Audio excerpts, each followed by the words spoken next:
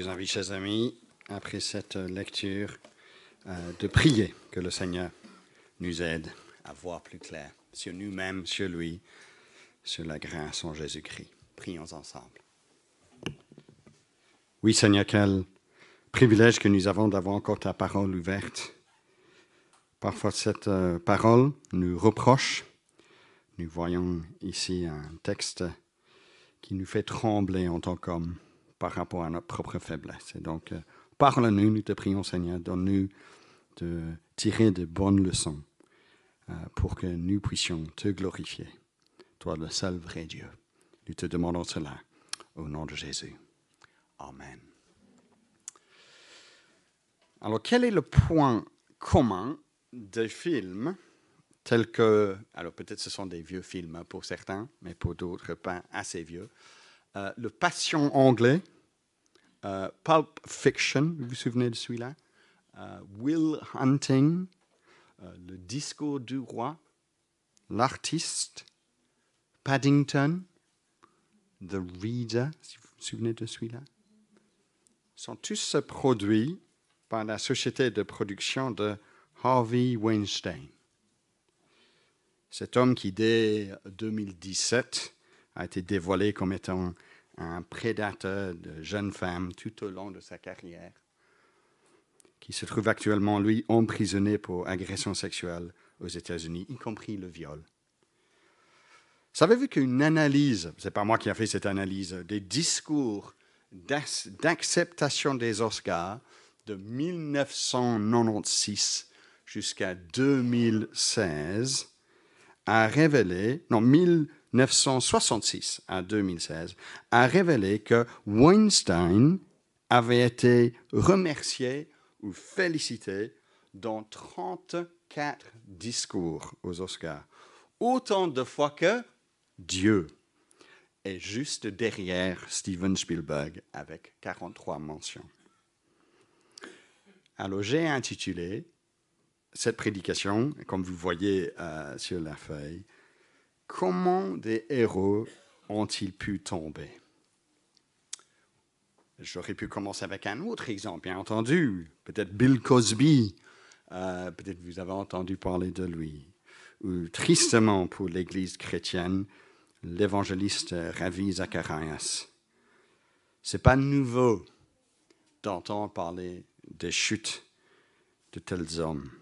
Mais c'est effrayant lorsque les délits, je pense, de nos héros sont dévoilés. Et ici, nous avons un héros biblique, lui-même, le roi David.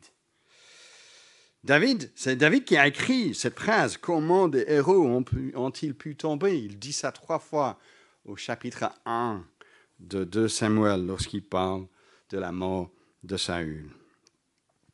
Et le voici, lui, chapitre 11, en train, lui, de tout gâcher.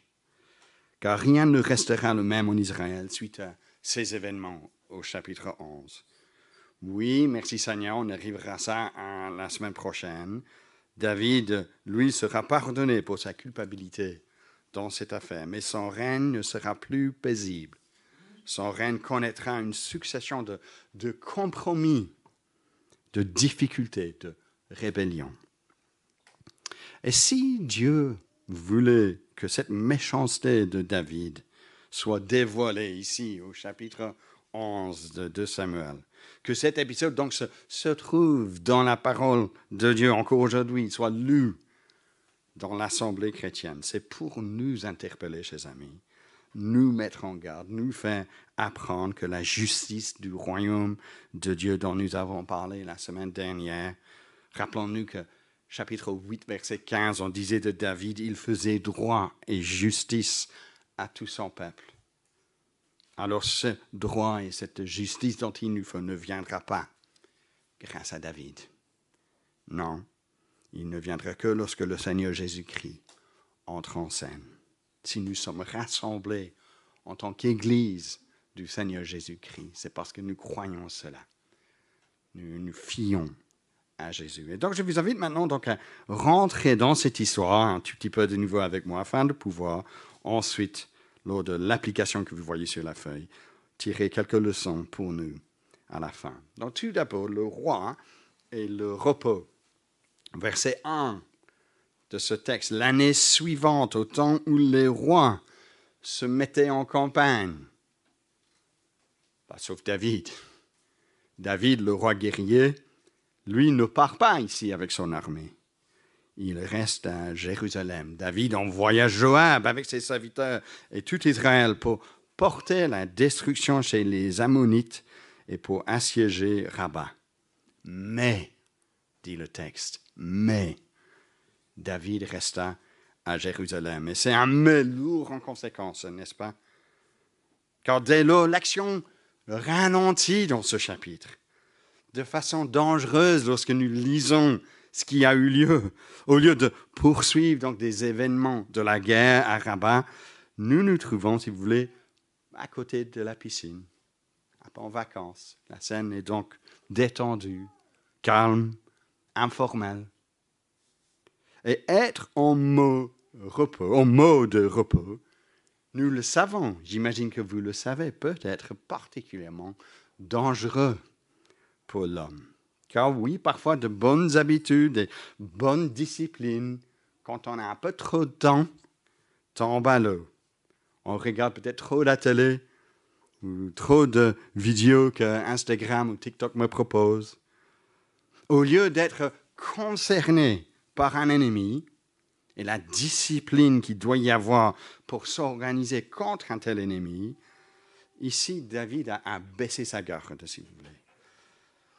Hélas, le danger maintenant pour lui ne se trouve pas à l'extérieur, mais plutôt ici, à l'intérieur.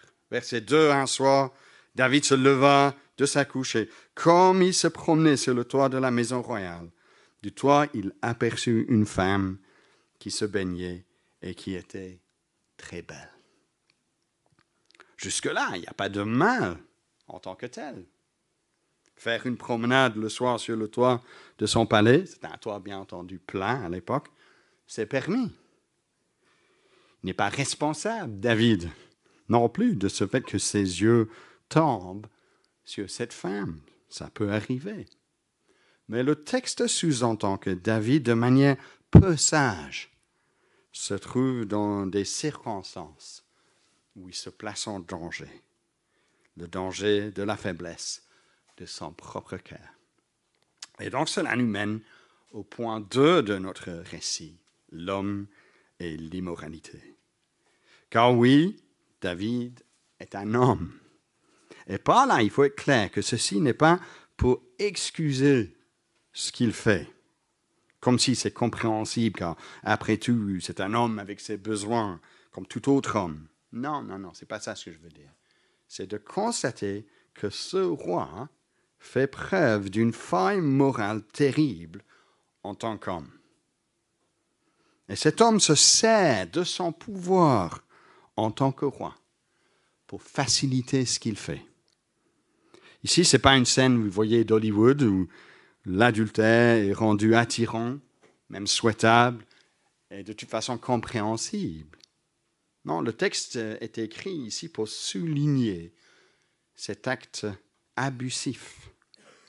Même s'il n'est pas forcément question d'un viol, ça on ne sait pas, mais le texte ne souligne aucun mot romantique, aucun discours entre les deux personnages. Le côté agréable de cette liaison, avant, pendant ou après, n'est pas du tout mis en avant. Dans une succession vite de verbes employés par l'auteur, l'accent tombe sur l'action de David, son initiative, le pouvoir qu'il exerçait pour avoir ce qu'il voulait. Verset 2, il aperçut. Verset 3, il envoya. Verset 4, pour la chercher ou la prendre, si vous lisez la Tobe. Verset 4 encore, il coucha avec elle.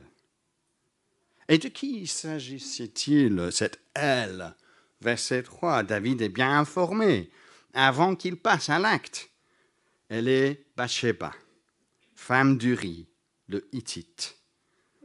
Une fois que l'adultère a lieu, elle est désignée simplement de nouveau la femme, Même à la fin de ce récit, pour marteler le clou, si vous voulez, lorsqu'elle apprenne elle-même la mort de son mari, elle est appelée simplement la femme d'Uri.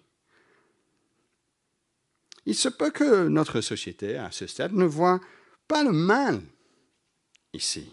Deux adultes qui donnent leur consentement, on le suppose, mais on ne le sait pas. Où est le mal de cela, on nous dit? Le Créateur voit le mal. Car dès que notre plaisir est placé au-dessus des buts pour lesquels Dieu a désigné notre sexualité, alors comme ce texte le souligne, l'autre devient un objet par lequel je me sers pour mon propre épanouissement. La femme, donc, ici, est objectivisée, si vous voulez. Elle est traitée comme un objet pour le plaisir d'un homme. Vous savez, l'immoralité sexuelle promet toujours de l'intimité pour celui qui le pratique. Mais l'ironie, c'est qu'elle donne suite à moins d'intimité relationnelle. Car l'accent tombe sur le plaisir de l'acte même et pas sur le bien de l'autre. Ce qui est le rôle que des relations conjugales ont au sein d'un couple pour renforcer l'engagement l'un envers l'autre au sein du couple et pour pouvoir un cadre pour que des enfants naissent. Alors David, il connaissait les consignes de son Créateur. Mais ici, le plaisir égoïste prend le devant de la scène. Il y a une ironie, n'est-ce pas? Car David a été attiré, lui, par la nudité de Bathsheba lorsqu'elle se baignait, mais le verset 4 nous donne une explication pour sa nudité. Elle se purifiait justement de son impureté. Oui, selon la loi de l'Ancien Testament, en Lévitique, il y avait des rituels de pureté pour des femmes après leurs règles. Donc son bain était afin d'observer la loi, tandis que l'action de David constituait une infraction flagrante de cette même loi. Jusque-là, dans le récit, David gère parfaitement son coup, n'est-ce pas? À la fin du verset 4, elle retourne chez elle, mais ensuite il y a ce verset 5. Elle devient enceinte et elle informe le roi. Et cela nous mène au point 3 de notre schéma, le mensonge et le meurtre. Car cela déclenche le plan A de David. Il va y avoir 3 plans qui s'enchaînent. Mais d'abord, le plan A, c'est d'envoyer un mot à Joab, son commandant sur le front, commandant d'Uri, pour que Joab l'envoie Uri le Hittite, sous prétexte de vouloir des nouvelles de la progression de la guerre. Pendant son bref séjour à Jérusalem, il allait sûrement, raisonner David, coucher avec sa femme. Et ainsi, l'enfant sera accepté par tous comme étant l'enfant d'Uri. On voit donc là, dans un sens, la capacité de David de former un plan d'attaque qui, dans d'autres domaines, on considéré comme un don. Mais ce don, dans un domaine, devient une arme pour pratiquer l'injustice. Mais le plan A échoue, car David, le roi d'Israël, considéré juste au chapitre 8, est confondu par la justice d'Uri, le Hittite, un non-israélite, lui loyal et fidèle à son commandant Joab, mais aussi au Dieu d'Israël, souligne le texte. Uri refuse de jouer le jeu. Il se couche, verset 9, à la porte de la maison royale avec tous les serviteurs de son Seigneur. Lorsque David demande pourquoi, il répond, verset 11, que James avait lu si bien pour nous. L'arche, ainsi qu'Israël et Juda habitent sous des huttes. Mon Seigneur Joab et les serviteurs campent en rase campagne. Et moi, j'entrerai dans ma maison pour manger et boire et pour coucher avec ma femme. Aussi vrai que tu es vivant toi-même, je ne ferai pas une chose pareille. Et David s'est couché avec la femme de quelqu'un d'autre.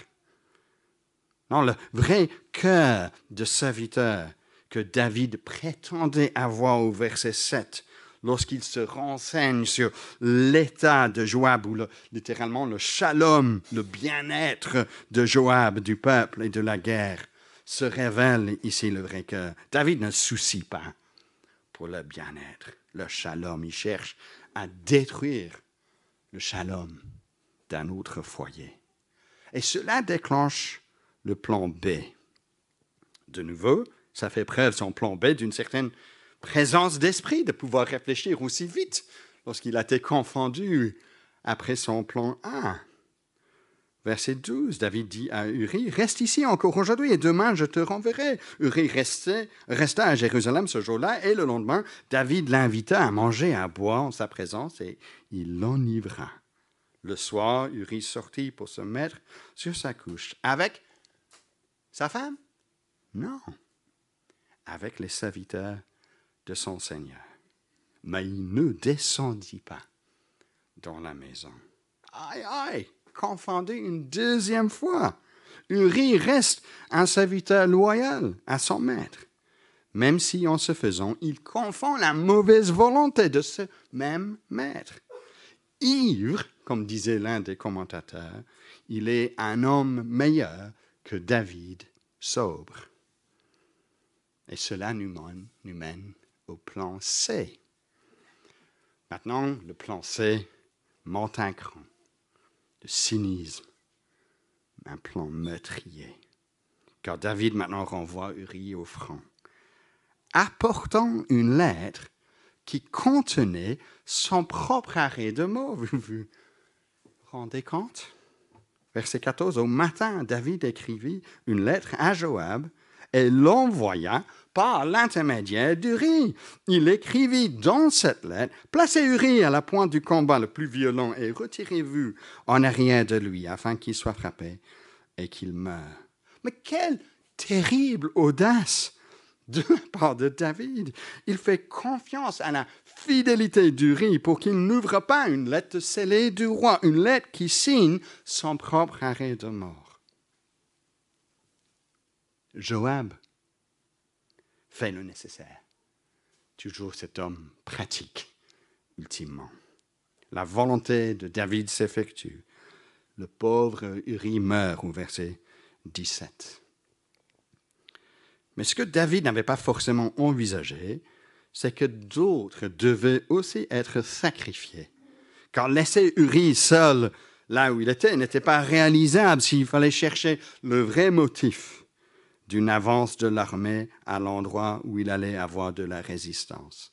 Joab, lui, qui a tout compris dans cette histoire, savait que David réagira avec agression par rapport à une manœuvre militaire aussi naïve que de mettre des hommes en danger comme il avait fait.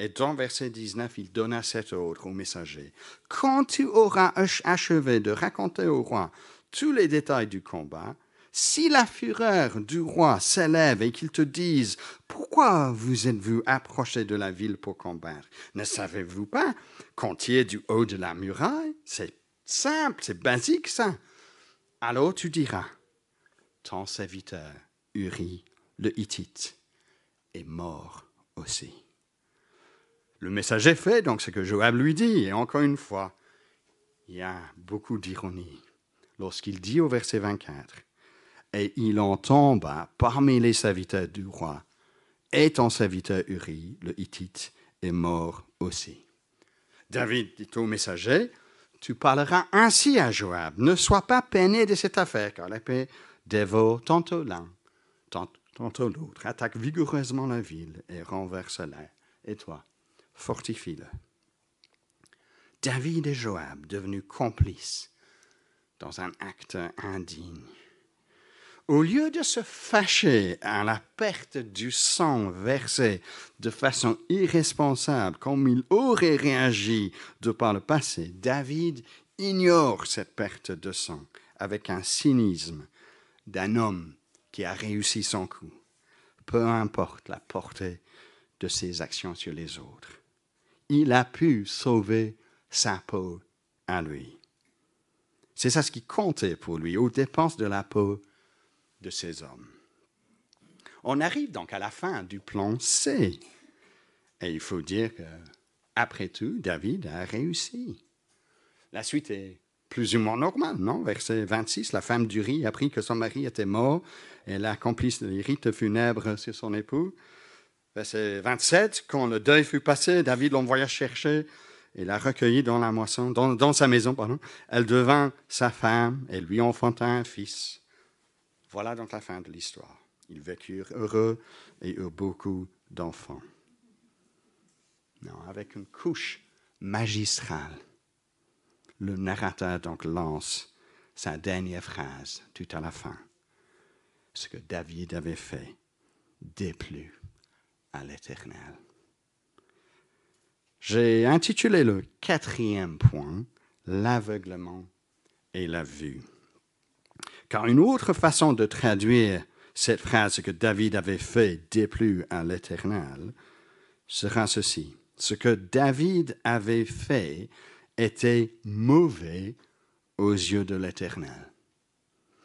Au verset 25, David avait dit à Joab, « Ne sois pas peiné de cette affaire. » Et là, de nouveau, on aurait pu plutôt traduire ainsi, que cette affaire ne soit pas mauvaise à tes yeux.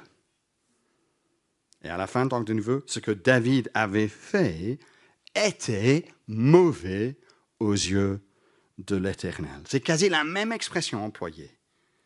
Mais qu'est-ce qui compte? Les yeux de Joab, et donc David lui-même, ou les yeux de Dieu? Ce Dieu qui a appelé David, qui a installé David en tant que roi, qui a protégé David, qui a remporté la victoire de plusieurs batailles pour David, qui avait promis à David une dynastie de la lignée de David. Ce Dieu, tout au long de ce chapitre, vous l'avez remarqué, n'est pas mentionné qu'une seule fois, à part lors de cette dernière phrase. David l'a supprimé, si vous voulez, de sa pensée. Aveuglement, comme s'il ne voulait pas faire face à la réalité que Dieu était là. Il endurcit dans son cœur par rapport à Dieu. Lorsque nous péchons, chers frères et sœurs, c'est ça ce que nous faisons. Nous endurcissons notre cœur par rapport à Dieu. Au lieu de prier face à la tentation, comme Jésus nous enseignait de faire, au lieu de fuir à la tentation, comme Joseph devant la femme de Potiphar nous donne le modèle à faire, non, nous cédons plutôt à la tentation de penser que personne ne voit. Mais Dieu nous voit. Bien qu'il ait réussi selon ses critères à lui, donc David, bien sûr, le texte souligne jusqu'à quel point il a perdu. Car il ne se rendait pas compte que tout au long de cette histoire, Dieu voyait le mal qu'il faisait. Et donc, nous passons donc à l'application. Déjà, dans un sens, nous avons évoqué quelques pistes d'application pour nous lors de ce résumé de l'ensemble de ce texte. Mais je vais essayer de concrétiser cela un petit peu avec ces 3 remarques A, B et C. D'abord, donc, David, le roi et le royaume. Souvent, en fait, la première application que nous donnons avec ce récit, c'est le deuxième. C'est de nous exhorter, nous, à éviter l'immoralité sexuelle, le mensonge et le meurtre. C'est juste, bien entendu, que nous avertissons les uns les autres dans ces domaines. Nous allons faire cela lorsqu'on arrive au point B. Mais d'abord, nous devons peser la portée de l'identité de cet homme qui agit de la sorte dans 2 Samuel 11. Car lui, il n'est pas n'importe qui. Ce n'est pas un méchant qui joue pour l'équipe opposante du monde, si vous voulez, comme un criminel que nous lisons dans un journal qui a tué quelqu'un et on se réconforte en disant à notre épouse, si on est homme et on est marié, bon, merci Seigneur que je ne suis pas comme ce criminel. Terrible, n'est-ce pas, ce qui s'est passé aujourd'hui. Vous n'êtes pas d'accord? Non, ce n'est pas un méchant là, loin de nous. C'est David, le roi David, choisi par Dieu, désigné par Dieu pour être celui par qui le Messie viendra. Son règne, nous l'avons vu tout au long de cette série de prédications, à beaucoup d'égards, est un modèle pour le royaume de Dieu d'aujourd'hui. Alors que dirions-nous à ce sujet que nous avons affaire à ce David-là? N'aurais-tu pas alors choisi quelqu'un de meilleur, Seigneur, pour finir? Non. David a choisi, Dieu, dans sa souveraineté, a choisi David.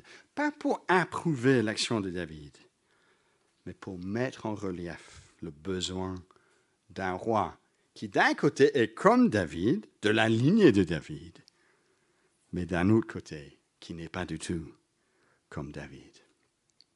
Le Seigneur Jésus-Christ, descendant de David, a établi son règne par la droiture et la justice. Le Nouveau Testament nous dit qu'il n'a pas connu le péché. Celui qui n'a pas connu le péché est devenu péché pour nous, afin qu'en lui, nous devenions justice de Dieu. Vous savez qu'à la croix, lorsque Jésus est mort, ceux qui se trouvaient autour de lui se moquaient de lui en disant « Il en a sauvé d'autres et il ne peut pas sauver lui-même. » Mais c'était le contraire à la croix, chers amis. Parce que Jésus voulait sauver d'autres, il a choisi de ne pas se sauver lui-même. Ça, c'est le contraste que nous avons entre David et Jésus. Et donc, voici le descendant de David, Jésus-Christ, fils de David, fils d'Abraham, nous dit le premier verset du Nouveau Testament. Cela signifie-t-il, encore une fois, que David et son comportement donc est blanchi? Non, non. C'est super intéressant de remarquer que dans cette généalogie, au début du Nouveau Testament, Matthieu chapitre 1, je pense que c'est le verset 6, là où apparaît donc le nom de David dans la lignée de Jésus-Christ, il y a également, savez-vous, le nom d'Uri. Obed eut pour fils Isaïe. Isaïe eut David. Le roi David eut Salomon. De la femme d'Uri, c'est souligné, c'est pas un hasard que c'est là. Uri a aussi son nom dans la généalogie de Jésus. Ça nous rappelle la faille de David, la faiblesse de David, le péché de David. Et ça met en avant la gloire de ce que nous recevons en Jésus-Christ. Donc même si ce portrait du roi David est salutaire pour nous, chers amis, il y a de l'espoir dans son descendant, né de la lignée de David, le Seigneur Jésus-Christ. Alors ça, c'est notre première application. On en parlera plus sur le pardon la semaine prochaine. Mais déjà, sachant qu'auprès de Jésus-Christ, nous trouvons cette justice que nous n'avons pas en nous-mêmes. Mais oui, deuxième application alors, l'homme, le péché et le salut. Car à ce moment tournant pour David et pour son royaume, ça ressemble, peut-être vous l'avez remarqué, à un autre moment tournant, encore plus fondamental pour toute humanité. Genèse chapitre 3, la chute de l'homme. Car là aussi, il était question de quelqu'un qui a vu ce qui est bon à ses yeux, qu'elle voulait manger, qu'elle avait pris. De même, David a vu que Bathsheba était belle, il a désiré, il l'avait pris. Et donc, il fait comme Adam et Ève dans le jardin d'Éden, dicté par ses désirs au lieu d'être dicté par la parole de Dieu.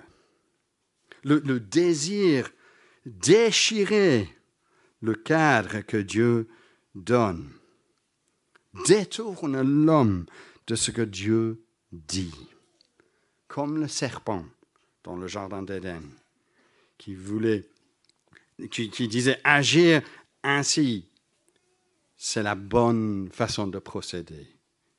Mais en faisant cela, nous mettons en doute la bonté de Dieu et la parole de Dieu.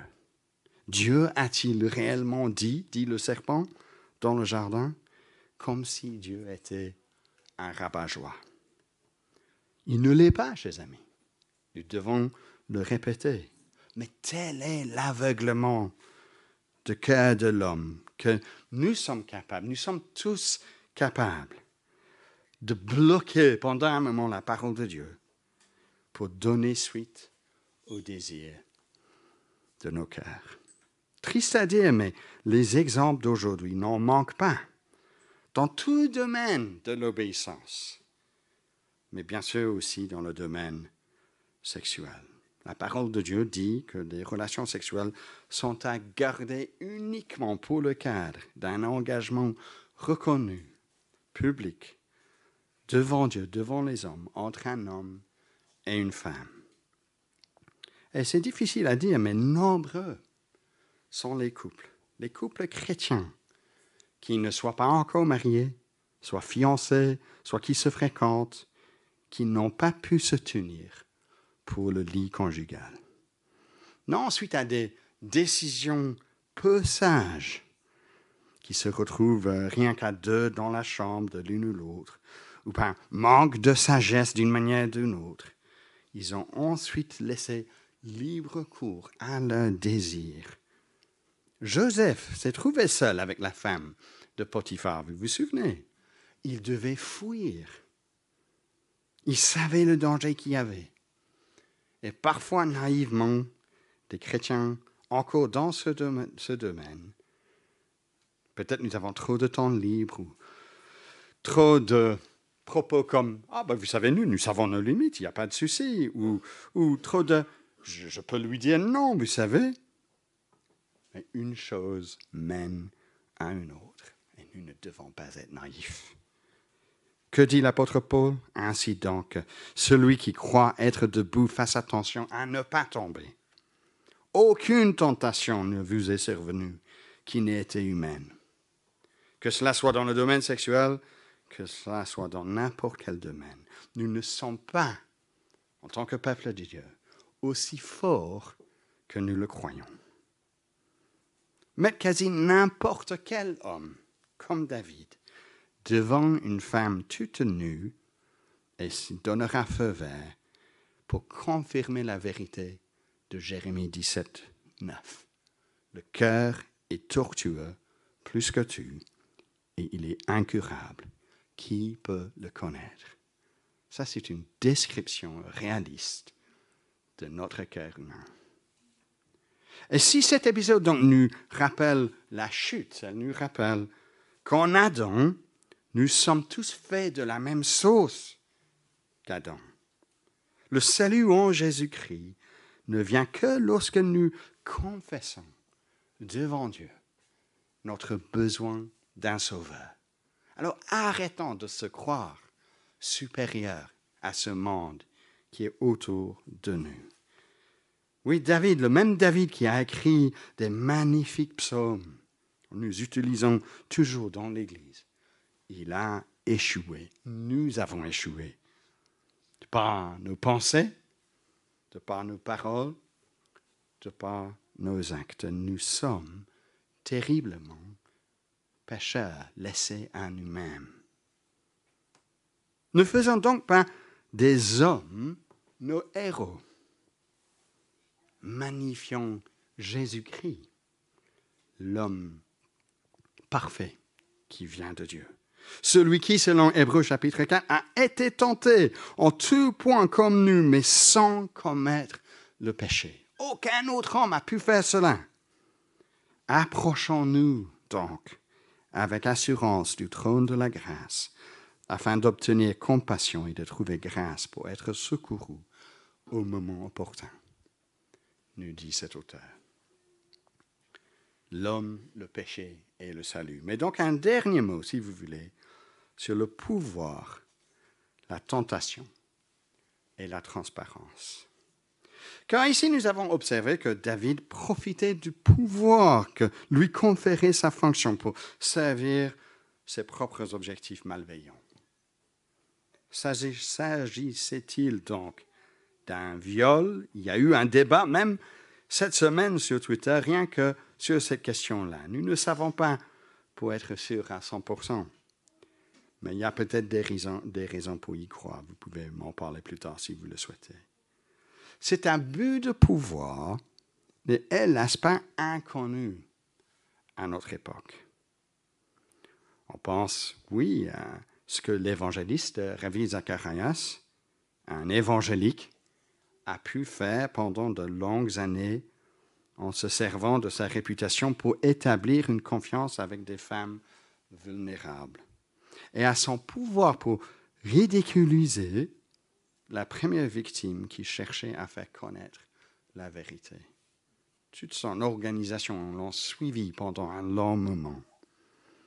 C'est possible, au nom de Dieu, pour une église même, de conseiller quelqu'un qui est victime d'un abus et de se servir de l'autorité de l'église pour exhorter une femme à encore se soumettre à son mari à ce moment-là. J'ai entendu parler cette semaine d'une église qui apparemment avait fait ça dans le passé, en contribuant à ce que cet même homme ne soit pas agressif seulement envers sa femme, mais continue à abuser leur enfant. Quelle terrible situation pour la femme de devoir vivre, non seulement l'immoralité, la méchanceté, mais aussi qu'au nom de Dieu, nous encourageons une femme de continuer à laisser un pédophile et un agresseur sexuel donner libre cours à son péché. Vous imaginez cela? Le mensonge, par contre, chers amis, ce n'est pas réservé uniquement aux puissants. Quand un ami, un colocataire, un époux, un parent vous demande ceci, que regardais-tu, chérie? Oh, rien, tu sais. Et qu'est-ce que tu faisais hier pour finir? Il y avait quelques heures où tu n'étais plus au travail, j'avais cru, mais on ne t'a pas encore vu. Oh non, rien, tu sais, j'avais juste 2-3 trucs à faire. La tentation peut accrocher au pouvoir plus facilement, d'ailleurs, à notre époque, chers amis. Car seuls devant un écran, nous pouvons croire que nous restons, comme David, en contrôle. Nous avons le pouvoir de cacher notre activité. Devant nos écrans, par inadvertance ou simple manque de contrôle de soi, il est possible de cliquer sur des images ou des vidéos illicites. Vous savez cela. Moi, je sais cela.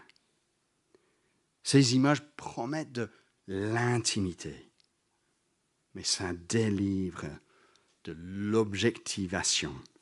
La sexualité ainsi dépourvue de son cadre de renforcer des liens conjugaux, c'est exploité pour des plaisirs égoïstes.